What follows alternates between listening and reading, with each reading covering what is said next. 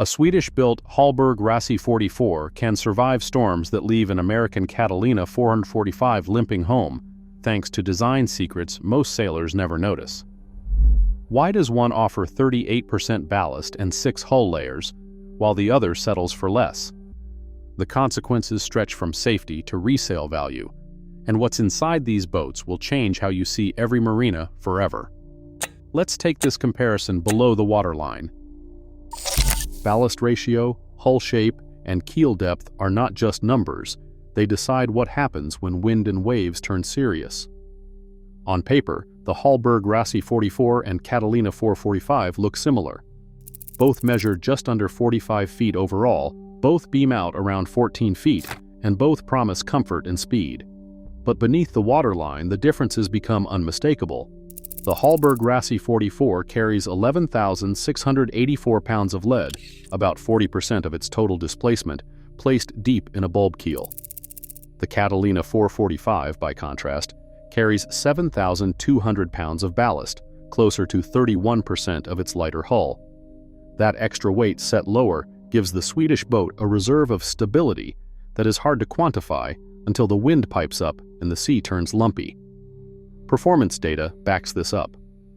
The Hallberg Rassy 44 polar diagram shows upwind speeds over 8 knots in a 15-knot breeze, tracking steadily at 34 degrees to the wind.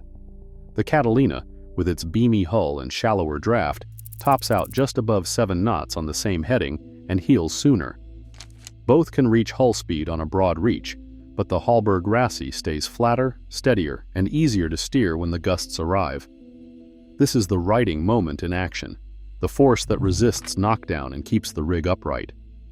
For blue water sailors, it is the difference between a boat that shrugs off squalls and one that feels lively but twitchy offshore. A veteran skipper who has logged 2 Atlantic crossings in a Hallberg Rassy 44 puts it simply. He says, "When the wind hits 30 knots, I reef and keep going. I do not worry about the boat rolling or the keel flexing." I have been on American cruisers where you feel every wave hit the hull, comfortable at anchor, but not so much when you are 100 miles from land. The design trade-off is clear. American builders like Catalina prioritize interior volume and easy dockside living, favoring wide beams and moderate keels to keep draft manageable and costs down. European yards, shaped by North Sea tradition and stricter standards, accept heavier displacement and deeper keels in exchange for offshore peace of mind. Ballast is not just a specification, it is insurance built into the hull, a silent partner when conditions turn against you. The choice of hull and keel shapes everything that follows, from the way a boat handles to the kind of structure needed to support it. Next, the story moves from numbers and sea trials to the materials and engineering that make these designs possible and durable. Inside the factory, the difference between American and European sailboats starts with the layup schedule, the blueprint for every hull's strength. At Hallberg Rassy, the hull skin measures a consistent 12 millimeters thick at key load points, built up with layers of hand-laid E-glass and vacuum-infused vinyl ester resin. This method, adopted in 2003, means fewer air pockets, tighter fiber compaction, and a fiber-to-resin ratio that holds steady between 55 and 60%. In contrast, the Catalina 445 hull typically comes in at 8 millimeters, with a fiber content closer to 42%, using hand-laid construction and polyester resin. The trade-off is clear: less material between the sea and the interior, more resin, and a higher chance of dry spots or voids that weaken the structure over time. Surveyor Emma Duarte has spent 2 decades collecting core samples and micrometer readings. Her reports detail the realities hidden beneath the gel coat. On a Hallberg Rassy, core moisture readings after 15 years rarely exceed 10%. The foam core, fully encapsulated and vacuum bonded, resists water migration even at chainplate and through hull locations. Catalina boats with balsa or plywood cores, hand-bedded and often less meticulously sealed, show moisture content above 18% in a quarter of boats surveyed after just a decade. Duarte's logs record multiple cases of core rot and delamination near deck fittings, failures that can cost tens of thousands to repair and often go undetected until resale or survey. Keel attachment is another dividing line. European builders like Hallberg Rassy favor encapsulated or deeply backed through bolted keels, integrated into a structural grid that spreads impact loads. American production boats, aiming for faster assembly, rely on bolt-on keels with external flanges, sealed with bedding compound. Survey evidence shows that encapsulated keels resist flex and water ingress far better, while bolt-on designs are more prone to corrosion at the fasteners and, in some cases, catastrophic separation under stress. In the lab, pull tests on laminate coupons reveal the practical results. European samples withstand higher flexural and tensile loads before failure, a direct product of higher fiber content and controlled resin distribution. American samples, with lower fiber fraction and more variable layup, fail sooner and show more voids under microscopy. The numbers echo what surveyors find in the field: thicker skins, better resin, and meticulous bonding translate to hulls that last decades instead of years. Duarte puts it bluntly: if you want a boat that is going to outlive you, check the laminate schedule and the keel attachment first. The numbers do not lie. Every new sailboat built in Europe must clear a legal hurdle before it ever touches the water. The European Union Recreational Craft Directive, known as the RCD, makes certification mandatory for all boats between 2.5 meters and 24 meters. This is not a rubber stamp. Factories must submit to third-party audits, where notified bodies, accredited independent inspectors, review everything from hull scantling calculations to real-world destructive testing. ISO standards 13215 and 13217 set the minimums for structure, stability, and buoyancy. Builders are required to keep a technical file for each model, including drawings, laminate schedules, stability proofs, and documented test results. Without this full dossier and the CE mark, a boat cannot be legally sold anywhere in the EU. By contrast, in the United States, the system runs on voluntary compliance. The American Boat and Yacht Council, spelled ABYC, publishes guidelines for hull structure, electrical systems, and safety gear.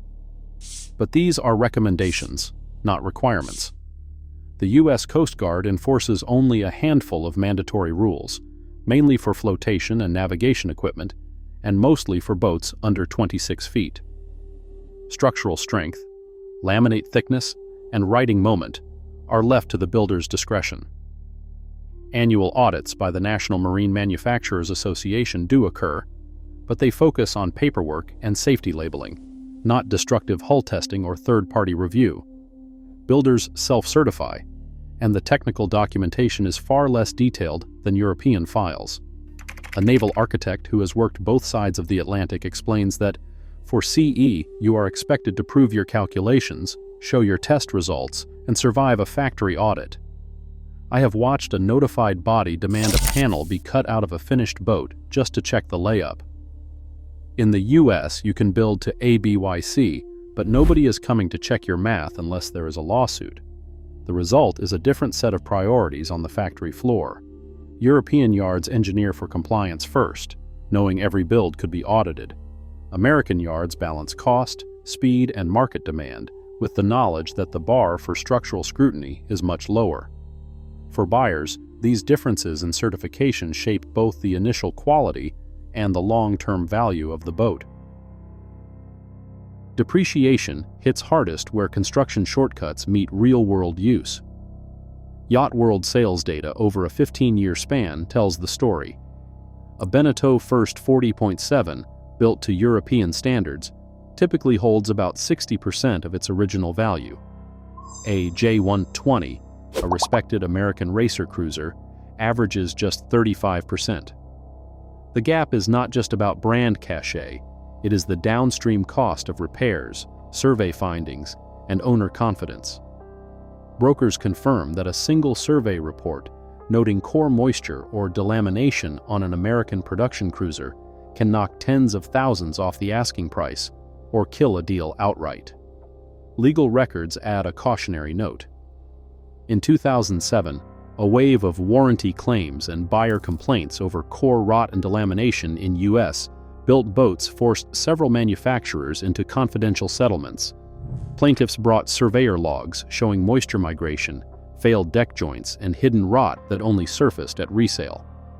While details remained sealed, the outcome included extended warranties and, in some cases, outright buybacks, financial hits that ripple through the market and shape how brokers price American models even today. Owners feel the impact in ways that go beyond numbers. One broker recalls a near miss. A 10-year-old American cruiser, newly purchased, failed a post-sale survey when a soft deck was traced to a leaking stanchion.